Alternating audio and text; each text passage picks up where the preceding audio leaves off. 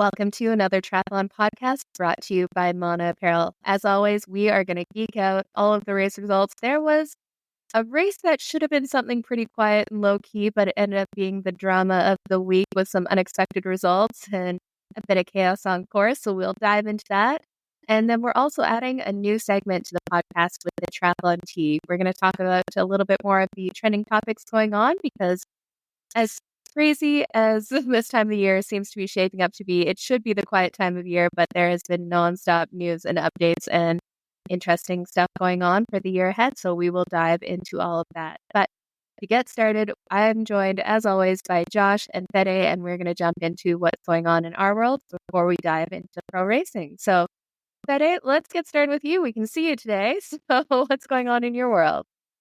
Yeah, hey guys, nice to be on video this time. I'm tired today. I just had a big workout on the treadmill. I did a few, I think it was 4 by 8 minutes at race pace, and it was a bit intense just with 2-minute recovery. And it's starting to feel real now. Tomorrow I have a big bike workout as well.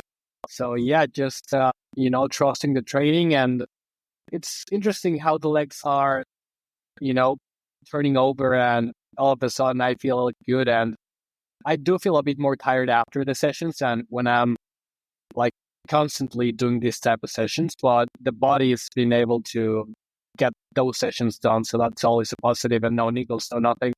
So yeah, just counting the days, and I'm flying very soon to New Zealand to get a few big training sessions down there as well. And get used to the time zone and everything. Let's do a little bike tech with Fede here, because I saw Tamara Jewett put something up about all the chip seal and getting a lot of questions on what people should run. So what tire size and what is there anything you're doing differently because of the bike course?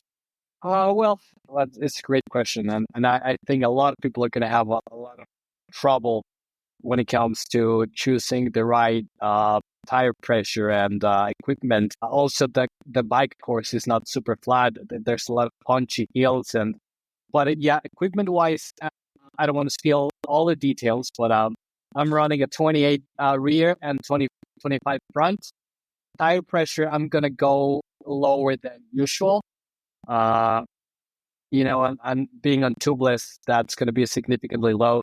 So that's why I'm getting there earlier to do a few tests and see what pressure feels good, what pressure is faster, and also what's the best in between when it comes to puncture protection and aerodynamics.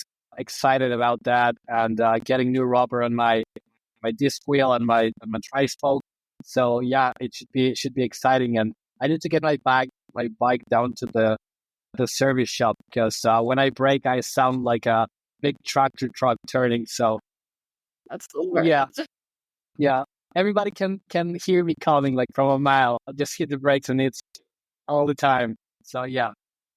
Who needs a bell? Exactly. That was me in Oceanside a couple of years ago. It was like you coming down that no passing zone, and all you could do was hear my brakes because everyone's on them, but mine were the loudest. Yeah, exactly. And I'm super self-conscious, so I know it's annoying to everyone. Like, I'm sorry. And there's nothing better than a good tune before a big race, and there may as well get all the free speed you can, make sure nothing's rubbing, everything's lubricated, clean, ready to fire. Don't want to give away any luck. Exactly. And I was thinking about going one by on the chainring, but no. I'm sticking with the two just because, like I said, there's a couple of punchy hills that I may need the lower ratio there. So yeah, just sacrificing a little bit of aero with more range to save the legs for the run. Yeah, fair. Well, how about you, Josh? What's going on in your world? I feel like we've reversed our years here. I'm now back in the world where you guys were nursing injuries and things like that. But I got through my season, so it's we actually made the decision last night to stop running for the time being and bike, swim, strength, core, just kind of work on all of that type of stuff, and no more racing until the springtime. So now's the chance to do it, get in front of it. And the Achilles thing's always been a chronic thing that kind of flares up. So let's get in front of it now that I've got a very good aerobic base, especially with the run. and not lose too much fitness by doing some extra swimming and biking and the things that I need anyways after a big marathon fall anyways. So I'm not too mad about that, not too sad about that. It's actually a very good mutual decision that we're making, and I'm excited about the work I can do with the extra time that I won't be running, and just no full send turkey trots and no half marathon PRs the rest of the year. So relax. You know what? This is the time of year. If you're going to have to deal with something like that, like this is the time of the year, far out from race day. And that's the beauty of triathlon. No matter if you're out of one, you still got a couple other sports that you can do, throw some on top of it, and still keep that aerobic foundation going. Yeah, exactly. So it's the right time of year for me, and it makes sense to do it. So excited. I feel like I've lost a little bit of bike fitness too, and I feel like there's some room to make up based on some performances last year and actually get on Oregon's course where there isn't 3,000 feet of elevation. Really have that dialed in by July. This is going to be a good opportunity to really work on that base in the wintertime. So that's kind of where I'm at mentally, and always trying to take the positive side of things. This guy over here. Definitely. You know what? I signed up for Oregon. I'm going to go. Yeah. Yeah. Hey, awesome. Yeah. After the last few swims trying to get back into it, I realized the current swim will be my friend next year because it is not pretty right now. No. It's never going to be either. It's like, I don't know how we're ever going to get better. Like, I could spend a month at a camp and it's like, yeah, no. Are there still slots left for Oregon, or is it sold out already? Nirvana and Ironman Foundation is what I looked at today. Okay. Yeah, so I think it was like $800 or something like that. Yeah, like the price of a pool almost. Right. Yeah. It's crazy. Or you can raise some money. True. Yeah, I could raise some money actually. Yeah, maybe ATP raises money for a fun cause. That'd be nice. There we go. Live podcast, team event. I mean, come on now. We can get the audience to help out. Absolutely. Be a lot of fun. Yeah, there's going to be a big crew there. And there definitely is a trend towards the faster swims for Ironman and 70.3s. Those are selling out a lot faster than other ones because I don't think we're the only age group triathletes that don't prefer the swim to the other two. No. Yeah. No. Look at California, look at Chattanooga, look at Cozumel now. I mean, people are tearing it up on those bike courses and those run courses, and they're not easy courses and easy conditions usually. And my Ironman is going to be a tougher one though with Taiwan. I don't know if it's wetsuit swim or not, or it could be on the border in there. So I'm kind of questioning my choices there. So I actually need to swim and get swim fit for that. But I'll be looking forward to Oregon where I can float down and then get to the bike and run. Especially for like a full swim, because you can sort of fake a 70.3 swim, but when it comes to the pool, you need those long sets in the pool. Man, I just did 2,500 meters today, and I'm like, this is painful. I've got some work to do. How's your swim coming for Taupo, Fede? It is what it is. I mean, I'm not getting any faster, but I reckon I'm getting a lot more like strength endurance wise and getting fitter because reducing the time of recovery when it comes to my 100s to my 200s, and times are not coming down, but I feel a bit more fresh every time I do those type of sessions. So that's positive, and just counting on the wetsuit element to give me a few seconds here and there to, not embarrass myself on the swim. Always a good call. I keep looking at flight costs up to Taupo. I'm like, not 100% sure I'm not going, but then I saw there's like no accommodations left either. It's crazy. Well, in my world these days, training is just kind of putting in the work. I've been having a ton of fun with more strength training right now and doing these are some of my favorite sessions. They're a little different than what most people do for them, but I've been doing a bunch of sessions where it's some heavy leg lifts and whole body workouts and stuff, and then going straight from that to some muscle endurance work on the bike, kind of zone 3, that 50 to 70 RPM on legs that are already kind of shaky and burning from the strength work. And I absolutely love it. It's just like gritty kind of fun, but I found that's one of the best ways just to kind of build up some bike strength that's very specific. at the same time, like building some muscle. So if you are one of those more time crunched athletes and you need to put together a strength workout on one of your training days, try a leg lift right before a bike ride where you do have some of that grindy tempo, even into zone 4 kind of work. And you'll find at first your muscles feel really just firing from the start because they're warmed up, especially if you're doing some glute work. That posterior chain is really firing and you can really get into that glute engagement and then go straight from that heavy strength work into a solid bike session. And it is so much fun.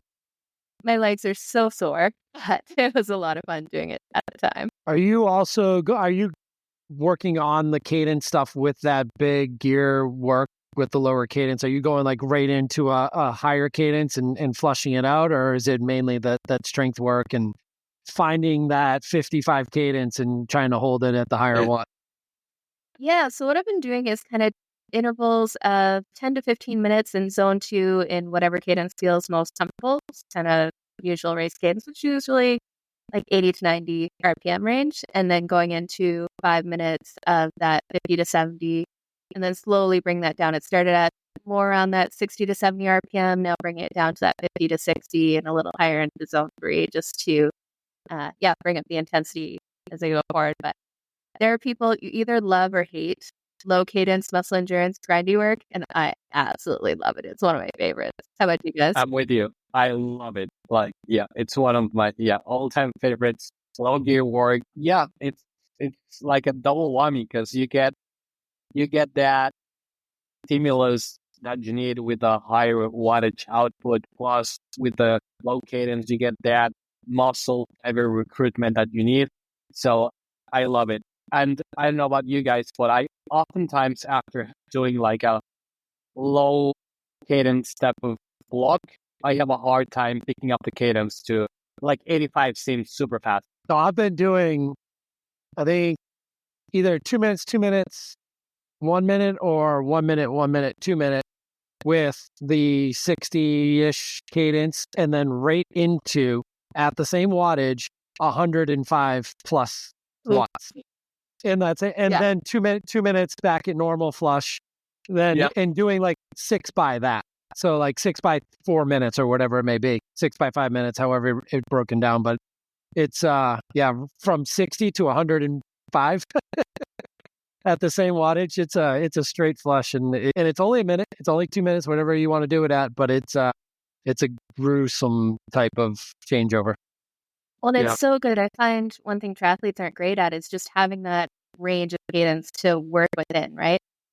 Some people are higher cadence spinners, some are lower grinders, and they just kind of stick to what they're comfortable with. But having that range available to you and working on that neuromuscular efficiency so you can hold up higher cadence when you need to. Say you're going down a hill, still want to hold on to some power or flush out the legs. It's definitely a good ability to really kind of work on. Make sure you have all the tools in your toolbox so that you can tackle whatever comes race day, whether you're going uphill into a headwind and you have to grind it out on the hill, or if you really need to pick up the legs to get some speed downhill. It's a good thing to work on either side of it. And I find actually one of the I struggle more with workouts where I have to sustain that higher cadence for a long time. Like a while ago, I did this workout where it was like 3 by 10 minutes at over 95 RPM, aiming for 100 plus in there, and trying to run after that. My legs were just like, it wasn't high power, but my legs were just, the fatigue from that. So again, just wasn't used to that kind of cadence. And even your aerobically, like your lungs are getting taxed a lot more at that higher cadence too. And you can kind of see it. And the wattage is the same, but if you pay attention to the low cadence and the high cadence and your heart rate, you'll notice the difference. But there's a reason why we try and pedal around 90, 95 coming off the bike into T2 is to get the legs going. But to do it for 10 minutes, stay away from that. Well, let's dive into some of the pro racing going on this weekend. There was a little race in Cozumel that really shouldn't have been much to talk about other than the real deal, Marten van Riel. He was going to be doing his first Ironman, and we're kind of curious to see how he'd go. I don't think this went to plan for him. I don't know what you guys think, but Fede, why don't you run us through? It was a very strange, not strange, but it was a very eventful day. Yeah. Yeah, put it nicely. Of course, the big favorite was Marten van Riel making his Ironman debut, and everybody was just racing for second, if I can say that. Everybody thought Marten was going to go ahead and win the race like by a mile. And it seemed that way. I mean, he was leading the bike. He looked strong. He looked, just like he knew what he was doing. It was 170 Ks into the right where he posted about this. He hit a pothole and then he lost a bit of control on the bike and ended up crashing with a spectator on course, which happened to be a little girl who was, cheering for the event. Yeah, he got stitched up. The police stopped by to take his declaration. So he lost a lot of time, like 20 plus minutes. And then, of course, a lot of people passed him and he couldn't bounce back from that crash. But I mean, he ran at 2:39. He was the only guy going sub 2:40 off the bike. And this just shows how his character and how he never gives up. And this is how he raced ITU or short course, never giving up, just pushing till the end. It wasn't his day, like I said, because of the crash. He ended up coming in seventh. But another Belgian won, Bart, who was also an incredible runner and a very decent and honest guy. Second place, Chris Leiferman from the US. And in third place, Leon Chevalier, who was very emotional at the finish line, just in tears. He had to push super hard to earn that third spot. And yeah, it was Cam Wurf was there because he's always there, Yeah. with a solid 8th place. I think he just raced for fun. He thought, hey, it's like a free swim with the current, so I can just bike and run, see where I'm at. You see, that's a recovery day maybe for him. And well, actually, with Cam Wurf, he actually got his first drafting penalty ever. Yeah. So, yeah, he ended up having to have a 5-minute stand down on the bike, and seemed like he was pretty not happy about getting that first penalty, and it's not a position he finds himself in often where he's not at the front and pushing it there. But he totally copped to it and said, "Yeah, no, it's my fault. Put my head down pushing and just kind of got too close and ended up having to stand down for 5 minutes." And I think after that 5 minutes, he said the fatigue from the year and the season just kind of hit him. So he couldn't get back into that place where he wanted to push again, which is fair. It's been a long season for everyone. And he's not only doing triathlons, he's racing on a pro world tour team at the same time too. Like, this guy has been pushing it for a while. He said it was like the first time he's felt fatigue in a race, which is crazy to think of the amount of races that he's been in his career. And apparently his kid was the one that got him through the marathon and kept him going. Every time he saw him on the course and stuff, kept him going. But yeah, it sounded like he and Leon were working together and working their way up on Marten coming into T2 when he got the penalty late on the bike. So it just kind of took all the legs out of him and the adrenaline going into that. Same thing with Marten. I mean, there's so many discussions we can have about Marten and hey, he ran himself from 18th, 19th by the time he got back into T2 all the way up to 7th place. I mean, what a gutsy performance. But we were texting amongst the three of us during the marathon and he's got 10 minutes back. He's got to 5th. And we just, as we got through the day, we realized he's going to run out of ground. And it became quite obvious he didn't have another 5 minutes in him to make up. But man, what a performance in the run. But on top of that, you got to remember he had 20 minutes of rest. So how much did that help going into the marathon? Because some of these discussions that are going to happen are whether or not he's going to get a knee slot or not. And I don't know if I've heard anyone say, does that 20-minute rest impact where he ended up? Because him finishing 7th is certainly a factor in getting that slot that Ironman might give him based on being held up because of the police, right? Now, the crash was his fault, and he said that, but what happened afterwards was not, and he couldn't get away from having to stick around, and he made the choice to stick around until the ambulance showed up for the little girl, and then the police showed up to interview him. And kudos to Marten, too. I mean, we've had him on, and he's an awesome, awesome dude, and is always really good about getting back to us when we ask him questions on DM and social media, and he went to the hospital after the race to get stitched up because he ran the marathon with his elbows open. I mean, he had been cleaned up a little bit, but still had to get stitched up after the race. So ran an entire marathon, needed to go to the hospital, and the little girl was still at the hospital, and he took pictures with her and gave her his kit. So she's got a Marten Van Riel shirt and all that. So kudos to Marten for just being the guy he is too, on top of everything. On a day where he could have gone completely bananas and berserk on like what happened, because that was it. He was there in Cozumel to get top 5. Yeah. And now he gets 7th. So now his season potentially changes 2025. And the reason why top 5 is so important, we keep mentioning it here, is because there were 5 spots for the World Championships next year. Where things get a little bit more tricky now, and why I think Cozumel and some of these late season races have become more important, is with the T100 contracts, they're going to have more races next year, and we're hearing that they're going to have to do 6 of them instead of the required 4 previously. So there's not a whole lot of room for adding in an Ironman in the season if you have to do 6 of these T100 races to get points in there. So this really kind of changes up his full next year. What's it going to look like? And does he have time to do another Ironman build and still race competitively at the T100? Because we saw a bit of a difference. We had a couple athletes that dabbled in both and did solidly in both, but not winning in both, which is something that he would definitely have on his radar next year.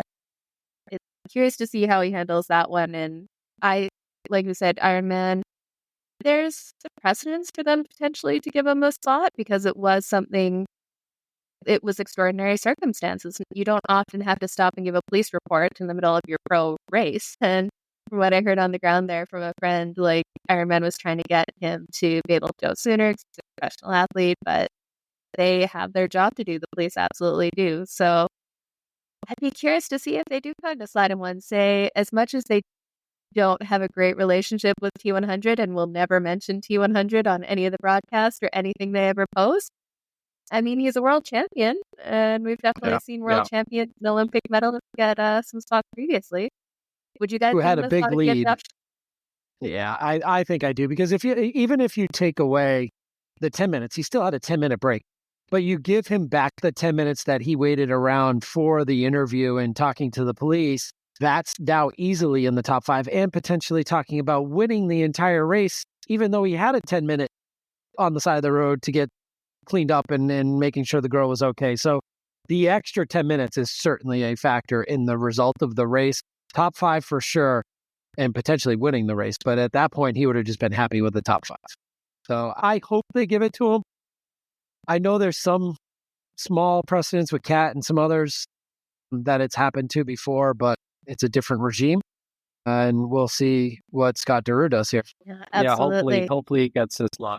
No, and kudos. Like we had, it was funny going into it. We had Leon Chevalier was kind of the next best that everyone was kind of calling for the win, but have Bart Aernouts come out, like he's a little bit, not quite a blast from the past, but we haven't seen big things from the last few years. And it was 40 years old, right? Yeah, definitely pushing it there. So it's good to see him back on top of the podium. And it sounded like a lot of the athletes were just psyched for him too. Very similar to like Patrick Langevin, like people like, it's good for the change in the guard of this sport to also have a reminder that there's still some people out there that know what they're doing as they get up in their careers. And to see Patrick win Kona now Aernouts go in against a field that was pretty strong and in their lower 30s and to have an older guy go the Ironman distance, which you were supposed to be older before you did Ironman. Now that's all changed. And now it's the young guns coming after the Ironman and the sponsors that come with it. But kudos to him for having a great race too. I mean, he kind of ran away from it. There was nobody really challenging him for second there.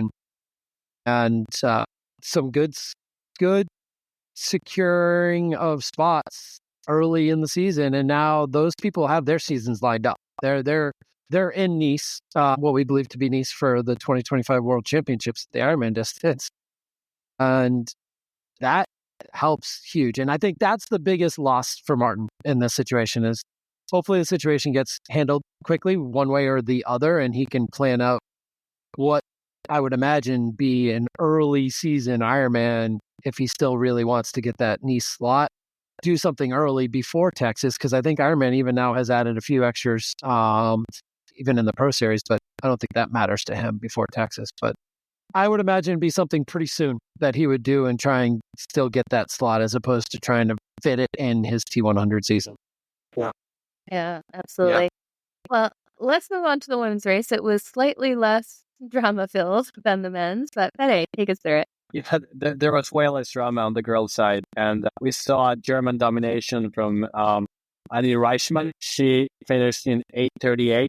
Second place also coming from ITU short course, now making her Ironman debut, Lisa Perterer. And on third place, we had from France, Justine Mathieu, who, it was a very close battle between, 302 marathon, 303 marathon, 309 marathon, the top three girls, and they were just battling it out. And it was just, Annie crossed the finish line and she looked like she could have run another 5K if they asked her. Just an impressive race in the heat. It was, and I don't want to say uneventful day, but it was pretty controlled compared to the men's. And, we had the likes of Angela Nath, who she's also in the twilight years of her career, and she is always consistent. Like, she's always cracking the top 10, top 5. So your fellow Canadian is always, you can never bet against her. Also another Canadian, Rachel McBride, also finishing the top 10. From Aron Mona Apparel, Julie Lemolo coming in fourth.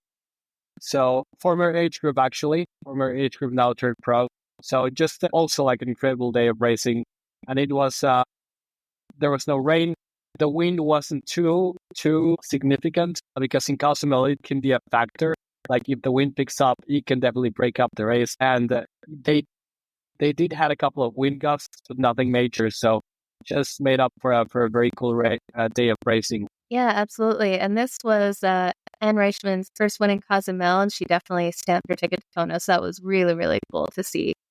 And in the women's side as well, we had 5 spots for the Ironman World Championships in Kona. So those top 5 got their spots for the race. Well, the race in Kona that as of right now is just women, but we keep persistently hearing these rumors of maybe something will change or happen, but there is nothing confirmed at this point. So let's chat about this real quick, because this is a good transition on this topic. So for sure, the girls know they're going to Kona. Yeah. Book your travel, book your flights, book your homestays, do whatever you need to do. Go ahead, get all that stuff done, ladies. But for the guys, I would imagine at this point, a lot of them have already started to book some travel, but maybe they haven't for Nice, because there is more accommodations in Nice than there are in Kona. I do hope that we hear relatively soon, and I would imagine it would have to be in the next couple weeks that we would hear. Probably by the time 70.3 comes around, maybe that week, we would know whether or not this is going to take place next year in Kona with the men, and maybe a Saturday for the women and a Saturday for the men, which would be ideal and give them both their showcase weekends and not overload the island. But see, I don't love a Saturday. You don't like this. You want it all in one weekend. Yeah, well, just especially like if you're a spectator, if you're a sponsor, who can afford to stay 2 weeks in Kona, really? Because you have to be there the week before the women's race, and then you have to be there a week before the men's race. So I don't think that gets us much better in there, like from a spectator, participant, everything, sponsors especially point of view. It's a long time to get everyone staying on the island, and it'll kind of extend the amount of time that we're pissing off the locals by. Right? Yeah. I mean, what is the solution? I mean, that's the thing. Like, so Thursday, Saturday is probably best case scenario in your world, Jenna? Yeah, ideally. It doesn't sound like the locals will let that happen, but I think that was the best setup they had so far. I think just go back to how it was. Yeah. That would be, there are definitely some downsides to it, but out of the experiments of other things they've tried, it's not better than what it was. Do you have to reduce the field on the age group side? Yeah, 100%. Totally. Which is definitely unfortunate. Like, speaking as a woman who tried to qualify for Kona for years, it's definitely challenging because there are so many less spots in there. But at the same time, that was a big motivator for me for years and years, was to kind of get that Kona spot and get up to that level. So I don't know. There's no good answer, and we definitely miss out on having the women, pro women not being impacted whatsoever by the age group men, which was nice. But it's not working like this. And like I said, 2 weekends, you're not going to have even the volunteers and stuff. That's a lot of ask to have 2 weekends of something like put together, right? Yeah. But It's definitely logistical tough. Mm-hmm. But the funny part is, we may never get a firm answer if they just keep it Nice and Kona. They're not going to make any announcements or say anything. So it's just kind of, it'll go ahead as planned. But I think the people that they were discussing out the most is the male age groupers. Those are the people who are actually planning out their accommodations and travel and flights, everything far in advance. And they started qualifying for that in like August, July. Like, so it's been months now. Yeah, so like end of July was probably the start of this qualification season. And I think I've heard some rumblings online where, okay, the other factor in this too is people who passed on their Nice slot. I was just going to say. It was in Kona, and now all of a sudden it's Kona. So all those people that like, hey, the 20th person in my age group got my slot, and I finished 3 and didn't take it because it was Nice and not Kona. Yeah. So there will definitely be rumblings on that end. But this is going to happen. I think we all know it's going to go back to one location, and it's going to happen in the next few years. So why not do it now?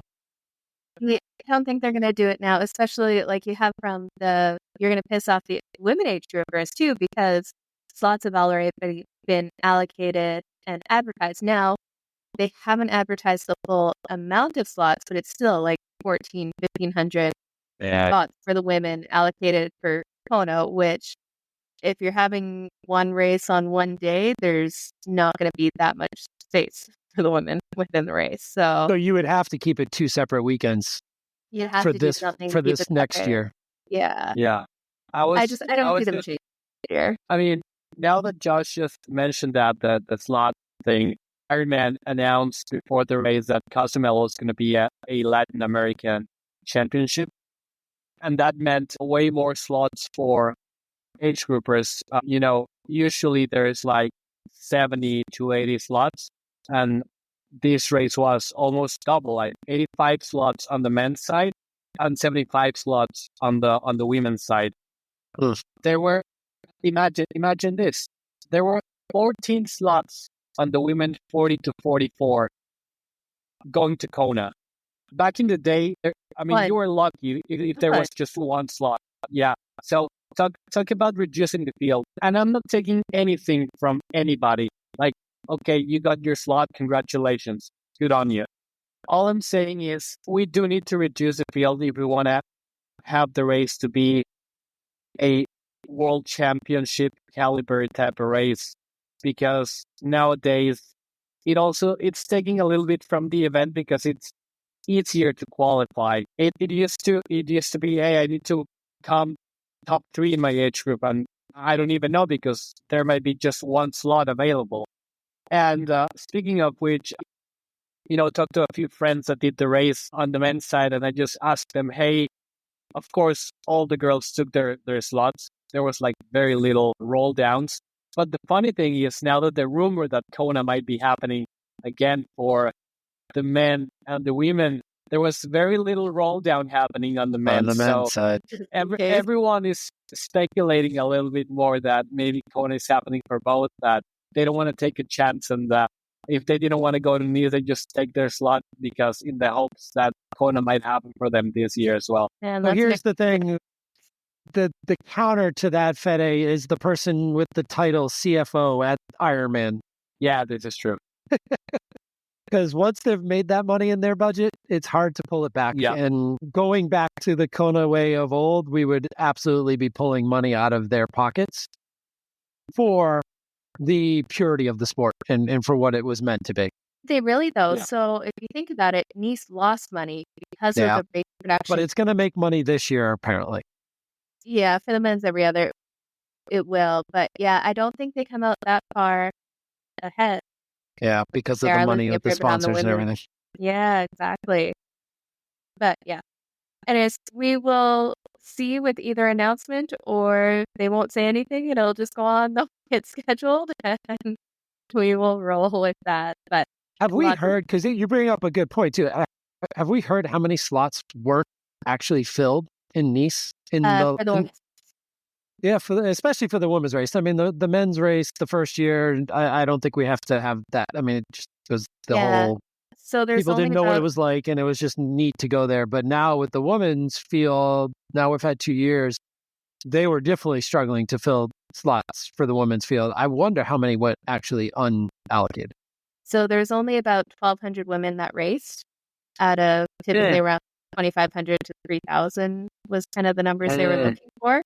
So they would have lost a fair bit on there. So there you go. Yeah, especially like a world championship level race costs Ironman a lot more than the local one. Even with the increased cost for registrations, the numbers don't work well, right? Right.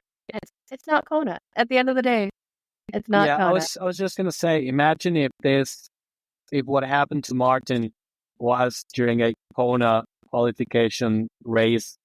I think we would have been talking a complete different story. You know how devastating he would have been, because he said this openly. Like, before the Olympics were on his mind, there was always Kona first.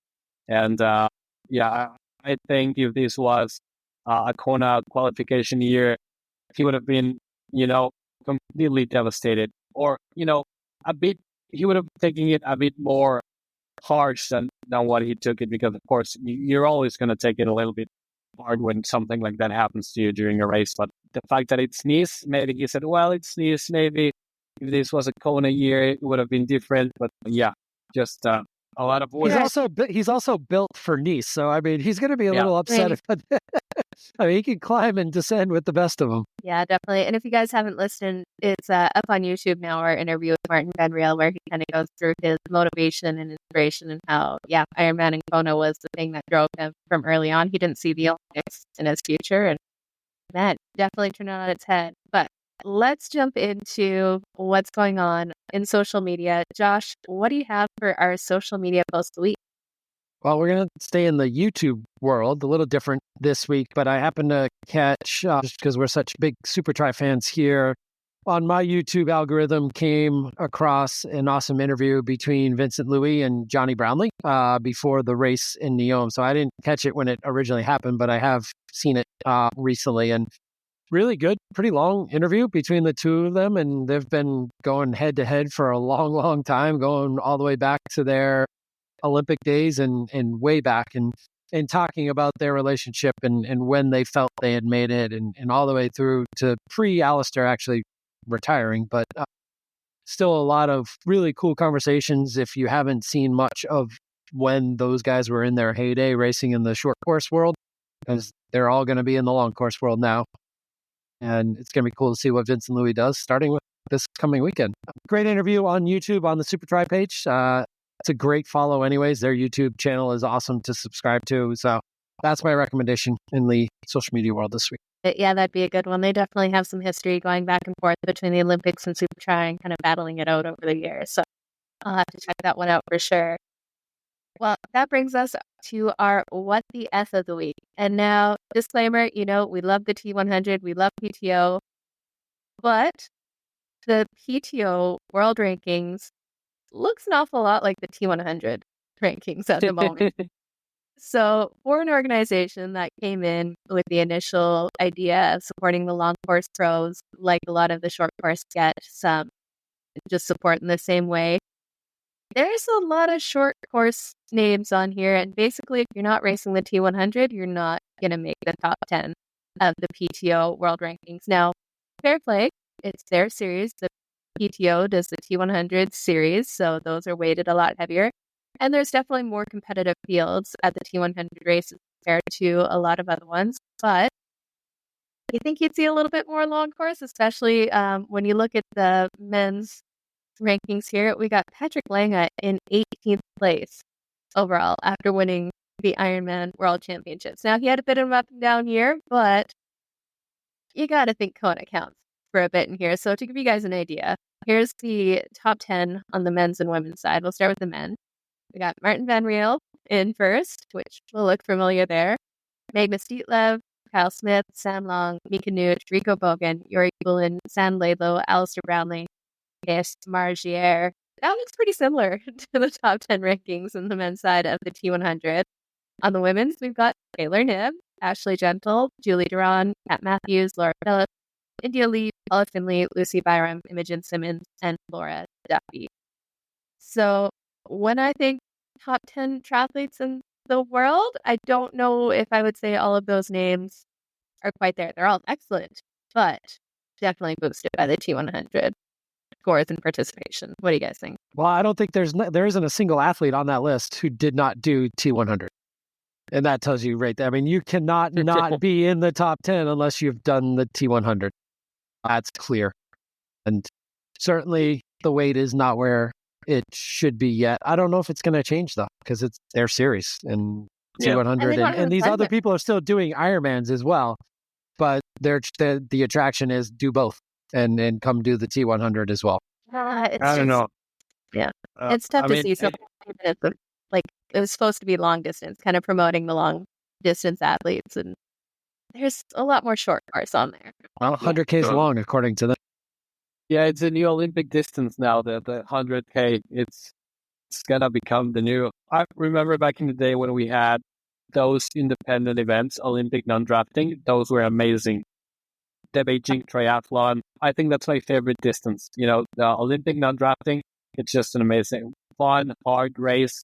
And I think these guys are taking that intensity into the T100. And that just goes to show how talented these athletes are. They can push and stretch their fitness to 100K distance. And it definitely favors a lot more the short course athletes, that's for sure, than the long course ones. But like the name of the game right now seems to be, if you are on the top 10 on the T100, that means you're probably doing very well as well on the Ironman Pro Series. Yeah, it's a balanced field for sure. There's obviously some of the ITU athletes and the Olympic athletes that were able to make a run late in the year, like Julie Duran and Flora Duffy especially, and even Taylor Spivey. I mean, you start to look at how weighted Dubai was. I mean, Taylor Spivey moved up 100 spots. I think Flora Duffy moved up 80 something spots. And it's not like they've had a couple of good races already. Yeah. So there's the weight that they gave to Dubai as well. Like, how did Taylor Spivey move up 100 spots? How was she that far down after 2 decent outings in a T100 race? Mm-hmm. No, that's a big thing in there. So, you know what? I think if you're going to call yourselves the world ranking or the pro triathlete organization, it has to be a little bit better balanced in there. Like, absolutely get why these 200 races are ranked higher, but if you want to be an authentic reflection of the sport and the athletes that are racing within it, then I think it needs to be weighted a little bit differently. And I think a lot of athletes saw this coming too. Like Paula Finley and Eric talked about it, I believe, even before this season started, like how hard it would be for people to get into the top 20 if you weren't in it already or didn't have phenomenal wild card performances. So when you had your opportunity, like Yuri Kulin and Marten Van Riel, you better step up as a wild card, because once you do win one, I mean, Yuri Kulin carried that one race really through his whole season and still ended up getting a slot for next year. So wild cards, you've got one shot, really, maybe two, to crack into this top 20, top 10 especially. Yeah. But it's not easy, because once you're in, it's hard to lose that. Well, that's just it. If we're looking at, so next year, we know that the T100, they're looking at, there's going to be 10 automatic contracts from the T100 rankings.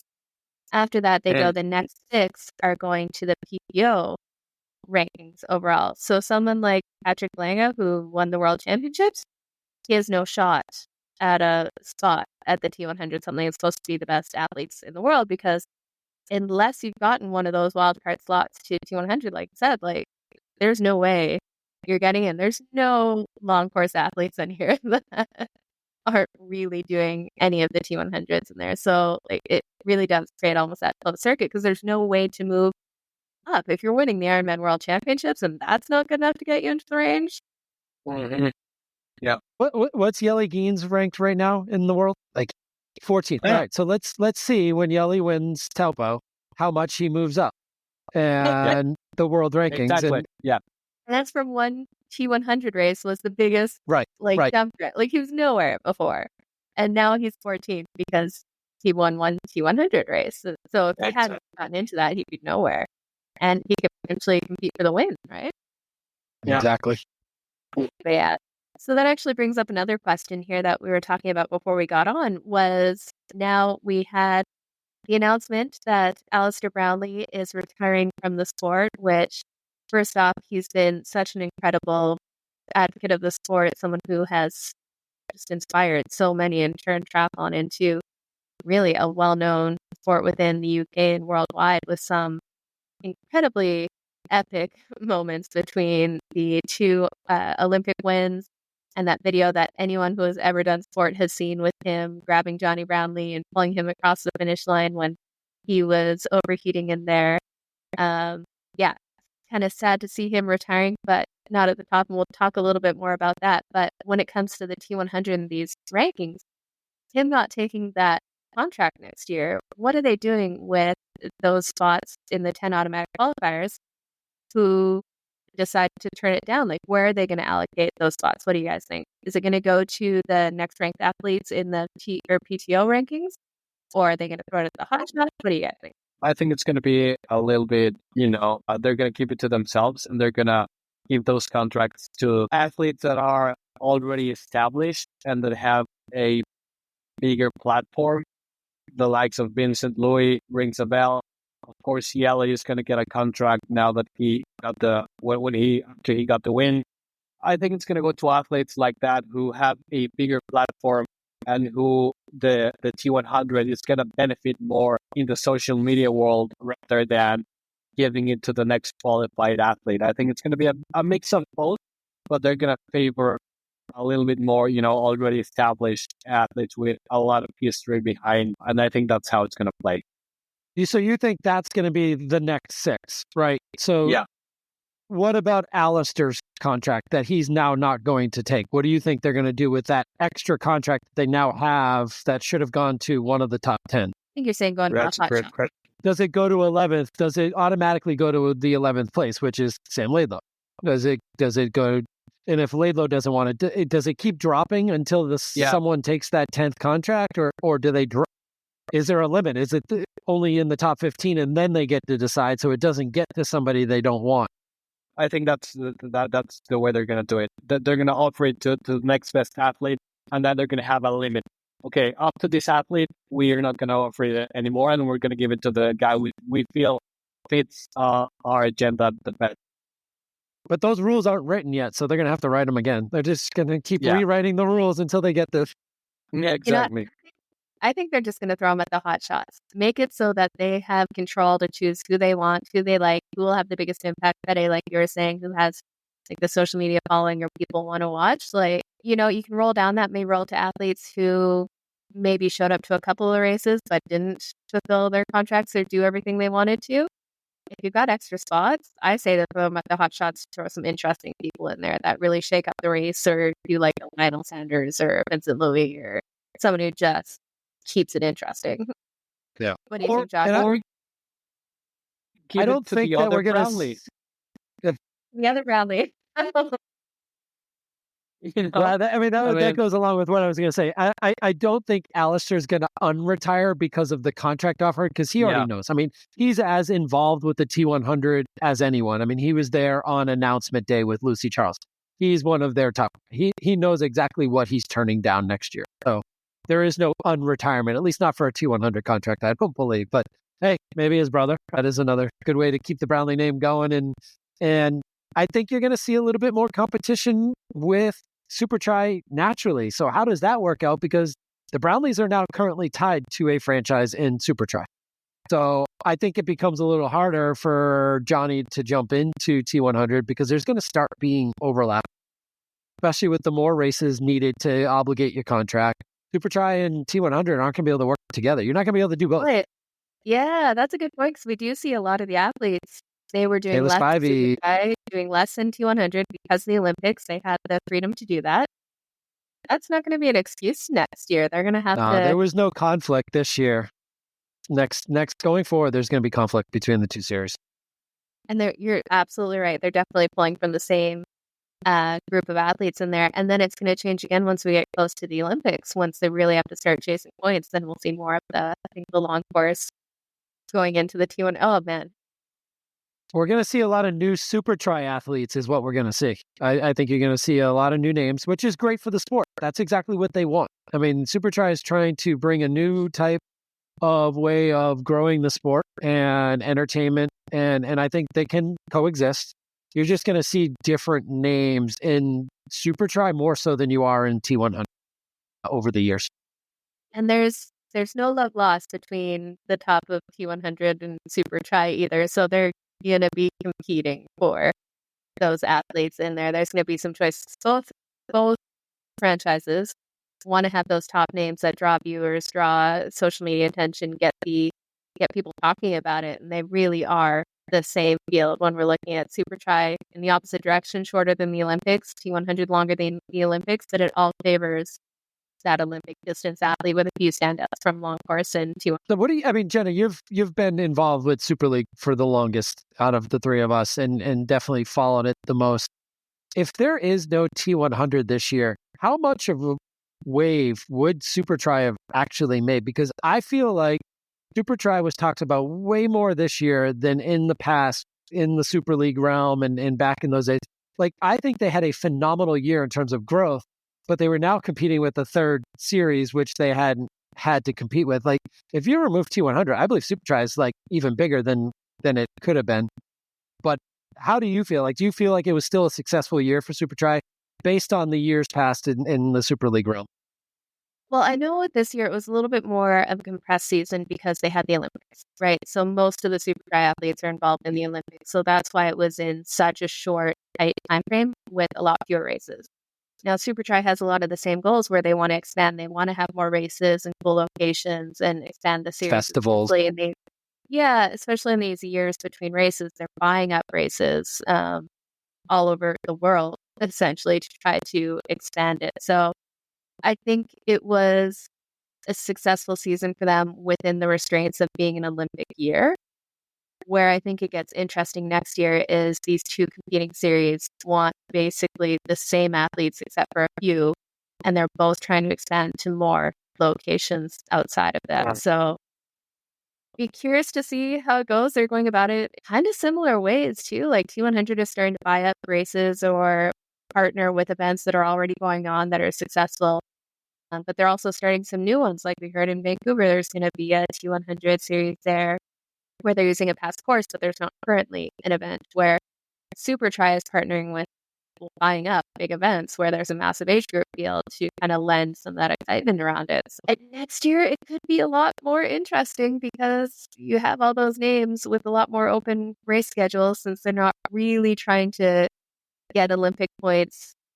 That's not the focus as much next year before things start to wind towards the next Olympics. And you have both series want to do more races where, I'd be curious to see who goes where and how that battle for the athletes goes. I agree. It's going to be interesting in so many different ways. And that's why we all love to listen to podcasts like this and check out social media and see what the buzzes are. Yeah, or the definitely. Triathlon tea, as Jenna now calls it. Triathlon. We are going to get into a lot more of the gossip and tea and everything going on in there, but just the current goings on. We usually end up talking about most of it anyways because we geek out on the sport and all goes into one thing or the other. But we're going to be talking more about it, and definitely check us out on YouTube because we'll be posting up some of the social media posts, some of the talking points, all the pictures on there and stuff too. So it's a little bit more entertaining as well. But that brings us back around to the Brownlee retirement. It is kind of crazy to see that one of the big names in the sport for so long, the last 20 years, has been racing triathlon. He called it a day with a lot less fanfare than you would kind of think. He knew he was going to retire before Dubai, and unlike some other retirements there, that he didn't say anything until afterwards. What do you guys think about Brownlee not racing the T100 after getting his first podium? I think he went out in a pretty historic Brownlee way, following his way, stumbling and just overcoming everything. I think he's grown up a lot. I mean, he's matured so much and he didn't need that fanfare. I think he's pretty happy with where he is in his life. And there's such big proponents of growing the sport, and their foundation is such a huge piece to what they do. And you'll hear Johnny talk about that if you listen to his interview with Vincent too. But that foundation and where they are and have set themselves up outside of just racing on a personal level means so much to them that I think walking off into the sunset didn't need to be this big dramatic moment in his life. And it just kind of is fitting with where he is now. And he can go cheer on Ruth, and he can go take care of the foundation and invest in more companies and do the things he likes to do in the business world. I'm sure he'll be around plenty of racing, but he's just done being a pro. Yeah, I agree. I mean, when 2 Olympic golds, there's nothing you need to prove to anybody else. Like, you're one of the best that's ever done it. And I think for him, this last race was very important to him, not to prove anything to anybody, but to himself, that he could actually still have a solid race. And I think that he wanted that race so that he can say, hey, I'm happy with it. I know I've done incredible things in the past, but I just need this one race to not have a bad taste in my mouth when I retire. So I just want to go in my terms, make sure that I can still do this, and then just call it a day. And I think that's what he did. I think he was retired mentally before. I think this was just a bit of I want to go out on my terms, and I want to show myself that I can still do this. So, but yeah, kudos to an incredible career. And I mean, like I said, 2 Olympic golds. There's only one athlete that has ever done that, and that is him.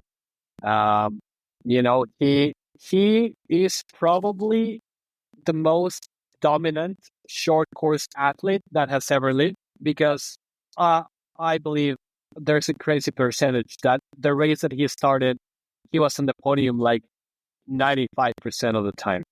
And Crazy, huh? I don't see anybody doing that anymore.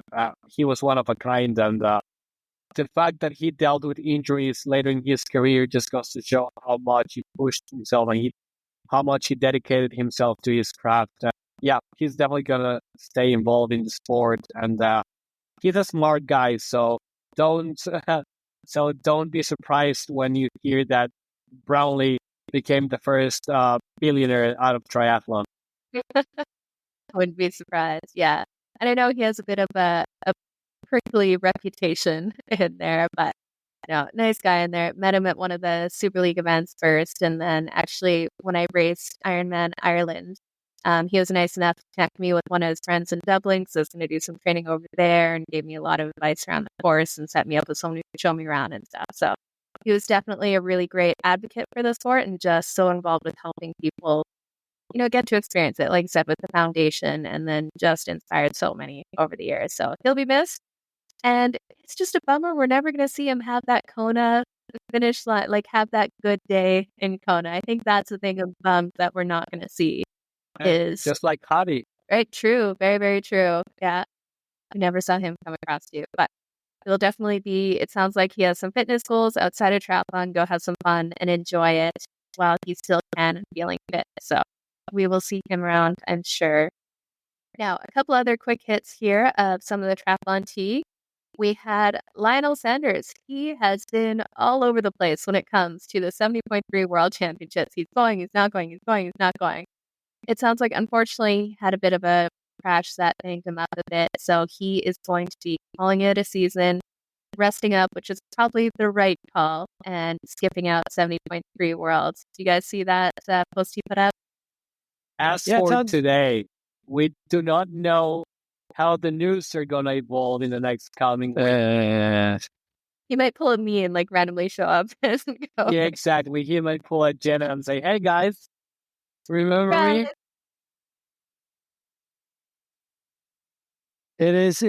I'm glad he was not injured, it sounds like. It was nothing significant, but definitely scary enough to be like, hey, look, dude, shut it down. And he had one of those conversations that he likes to have with himself, and the good guy won, apparently. What, the other shoulder won this time? Yeah.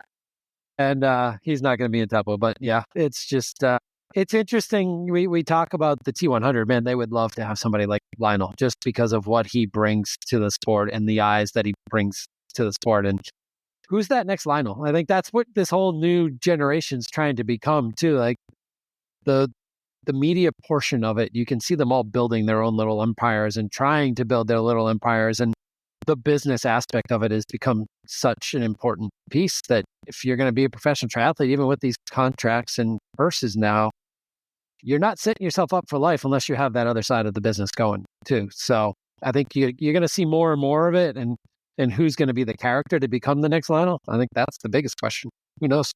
I'm gonna throw a name.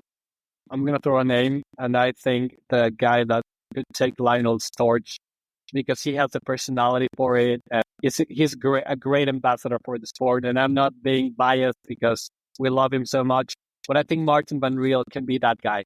He's funny. He is an amazing athlete.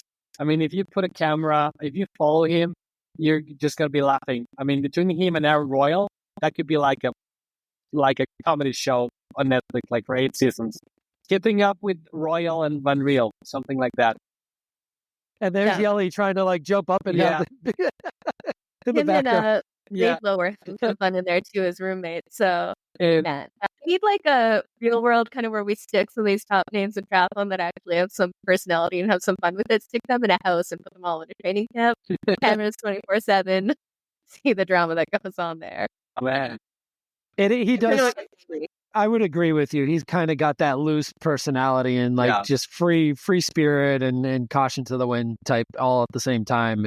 And the talent to back it up. Like that's one of the other cool things with Alistair going out the way he did. Alistair kind of handed off the torch to the next best guy. And I think we can all say Marten van Riel is at the top of this world and there aren't many people that are going to beat him on his best day.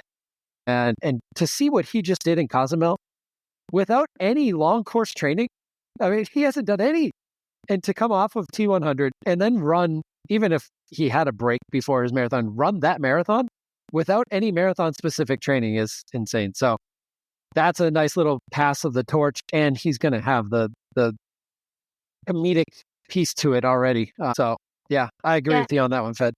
On the women's side, we see too, like Lucy Charles, when she's feeling good and firing and training and stuff, she has that. She understands that presence on social media and putting yourself out there and really getting people involved makes a big difference too. So we have a few more on the women's side that are starting to come up as well. And it used to be you could just stick a sponsor logo on your kit and get a paycheck, and that's not the reality anymore. You need that influence and that social media aspect for sure. Yeah. Funny. Well, now that you say that, Jenna, it's also like kudos to Lionel because he's one of the few athletes who is always posting no matter how it goes, good or bad.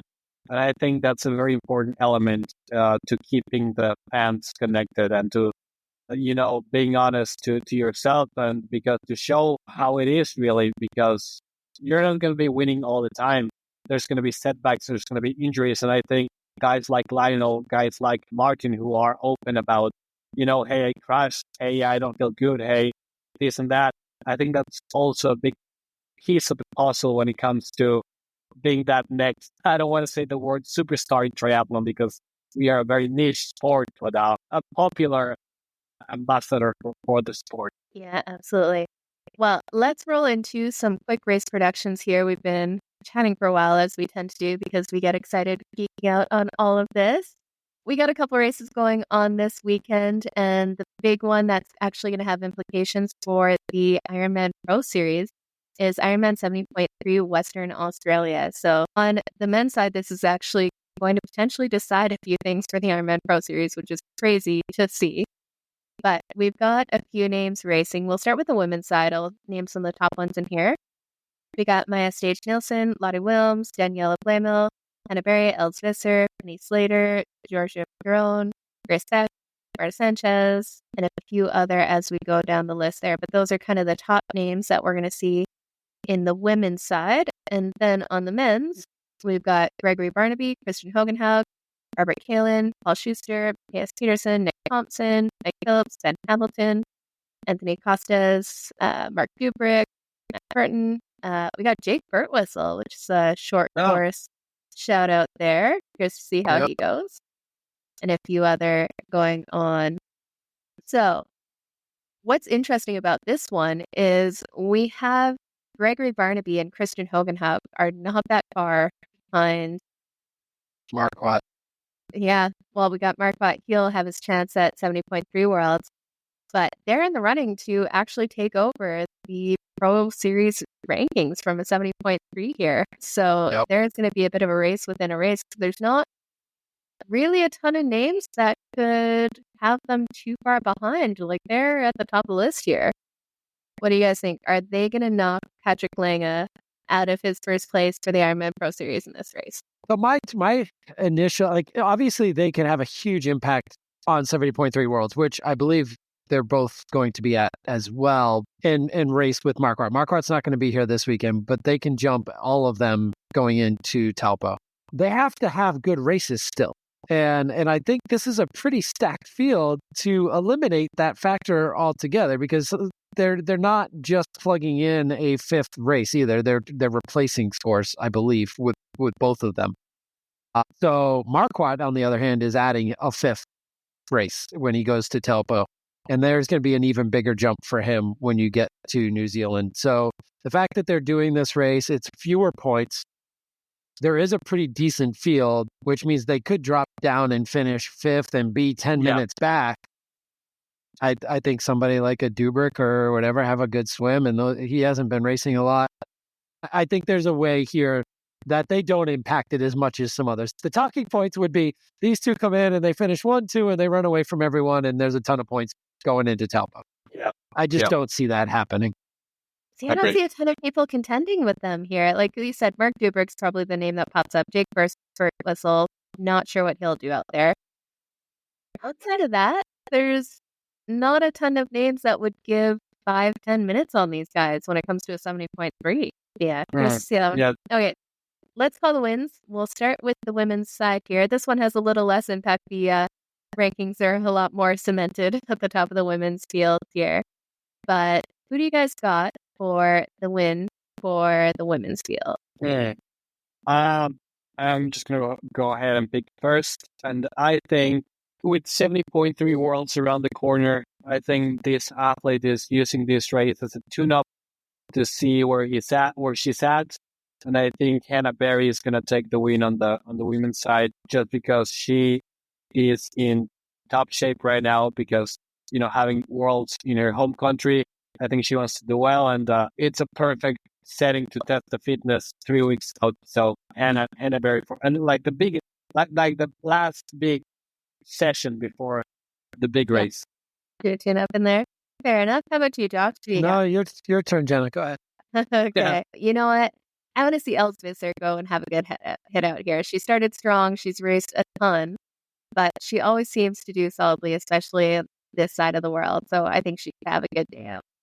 Yeah. So she she put up a post recently, and I commented, I think, with a question and asking her if she's going to be ready for Taupo, because it's run fitness that we don't know if she has yet or not. And she's using this race as a good little check to see if Taupo is still in the cards or not. So I think she's treating this like her last race of the year.